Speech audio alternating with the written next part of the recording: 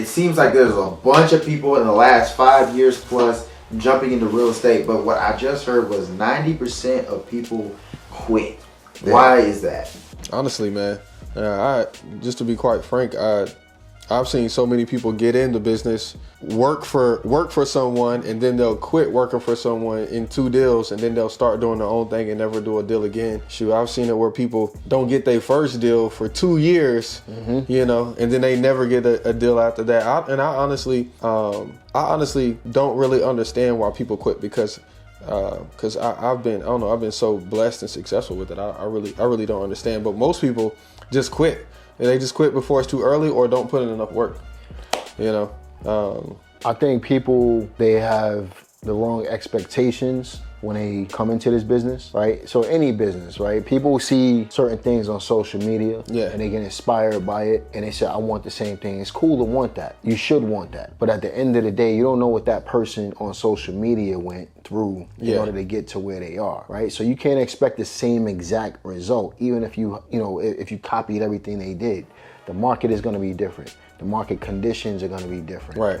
They probably have more sales skills than you have, you know what I mean? But can it work for everybody? Absolutely. The reason why people quit is because their expectations don't match what it should be, especially as a beginner. Yeah. You know what I mean? In addition to that, people give up too early. Yeah. Right? Again, that falls back on the expectations. So when you think about it, it took me 13 months to get my first $1,500. If I would have gave up in month 8, month 9, month 10, month 11, month 12, I wouldn't be sitting here talking about real estate right now, right? So you got to give it time. You got to be willing to fail. Most people are not willing to fail. Most people want a paycheck right now because they're hungry. I get it. I was hungry too, but you got to give this thing time. Yeah. You got to keep hustling. Yeah. And then most people don't track what they're doing. So, I'll give you an example. Talking to a client, I told you about this. He's worrying about putting websites and putting all of the mundane stuff together, all of the things that you think you need.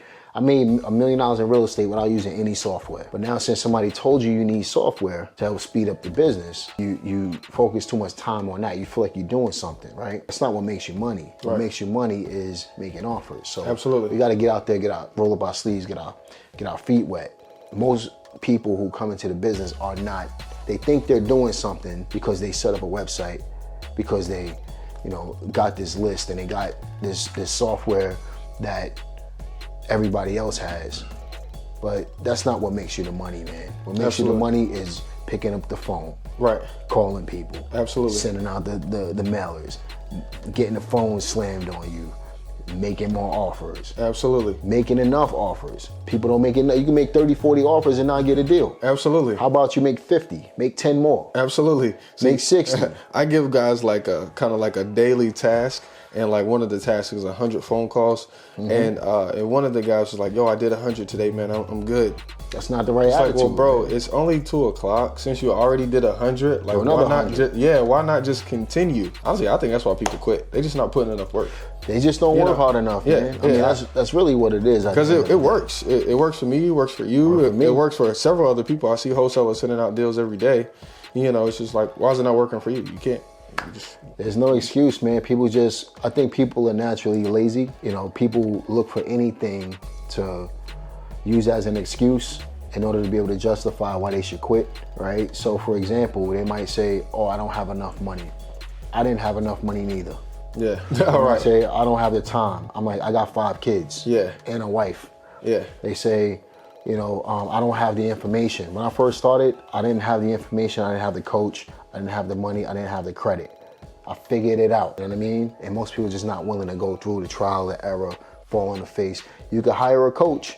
Like me and Sawan, we have coaching programs, right? But even then, you still got to put in the work. Right. You still got to be willing to put in the work. Because we ain't going to do the work for you. Absolutely. You know what I'm saying? Absolutely. So it's just, we can help you skip the learning curve to make the right moves to be able to speed up your results.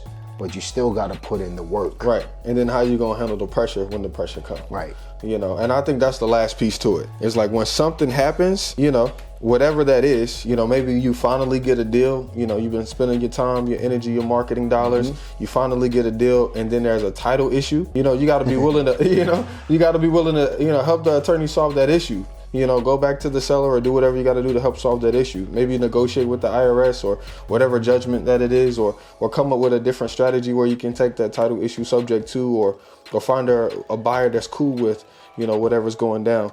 But being willing, honestly, in real estate, it ain't nothing but problems. Even when you keep it, it's really just you being willing to deal with those problems as they come along.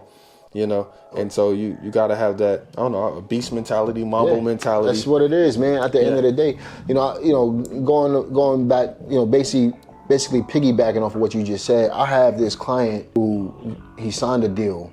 He paid market value for it. He shouldn't have. He didn't talk to me about it first, but there's still money to be made because he can cash flow on it, right? Yeah. But now they just ran title and there's a lien on it for like $12,000. And he's like, oh man, he's frustrated. I'm like, that's why you paid me to be a coach, bro. Right. And it wasn't cheap. He paid a hefty amount.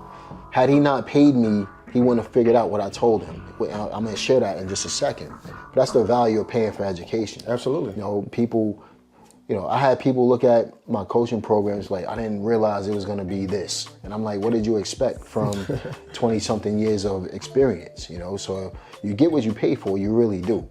You can go somewhere and get it cheaper, but that doesn't necessarily mean it's going to be better. Absolutely. And I guarantee you there's not too many people out there, if anybody, is going to be better than me. And I think it's okay to be cocky about it, because at the end of the day, like, if I'm not going to take pride in what I do, who is? That's right, man. So going back to this dude, so I told him, look, contact the HVAC system, the HVAC company that got the lien on the house, and negotiate that thing down to almost nothing. Yes. You know what I mean? I'm like, they got a second lien on the house. They have zero power. If the bank foreclosed on his house today, guess what's gonna happen? They're gonna lose all of the money.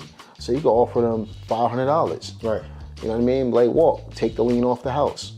You know what I mean? So that's a good way to do short sales. You got 2 mortgages on the house, negotiate the second mortgage down and create the equity in the house. Absolutely. But you don't, without you having the right coach, or the right information, you would easily give up because you like, this doesn't work. Absolutely. Because you're not seeing it the way we see it, because we've been through the ringer with this already.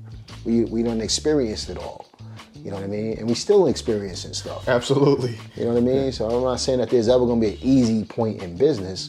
Business is business. You operate something, like we said earlier, man, the bigger the problem you solve, the more money you make. That's a fact. People are not willing to solve problems, so they quit. Absolutely. Well, there it is, y'all. Look, if you guys missed any of the series that me and Jamel did, I'll leave a link for you right here.